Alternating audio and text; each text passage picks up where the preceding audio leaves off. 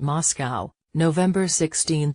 Latina Russia demanded today that the United States comply with the Joint Declaration on the Fight Against Terrorism in Syria, announced during the APEC summit in Vietnam by Presidents Vladimir Putin and Donald Trump. The news on events in which our North American partners instead of fighting terrorists rather seem to protect them is increasingly making headlines, Russian Foreign Ministry spokeswoman Maria Zakharova said. That kind of practice cannot be considered fair game at all, the spokeswoman noted. Putin and Trump agreed to issue a joint statement in the framework of the summit of the Asia-Pacific Economic Cooperation APEC Forum held in the Vietnamese city of Da Nang. On Wednesday, the Russian military command charged that the U.S. forces tried to protect the armed groups, including the terrorist movement Islamic State during a raid by Russian aviation in Deir ez-Zor province.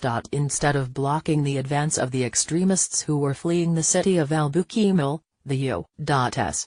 command strongly refused to act against them, claiming that they had surrendered and, therefore, they had to be treated according to the Vienna Convention for those cases. Washington made that allegation although Russian drones detected the transfer of the terrorists carrying heavy weapons to zones under U.S. control in Syria. Unlike the United States, Russia was called by the Syrian government to act with its aviation against extremist groups in the country in late September 2015.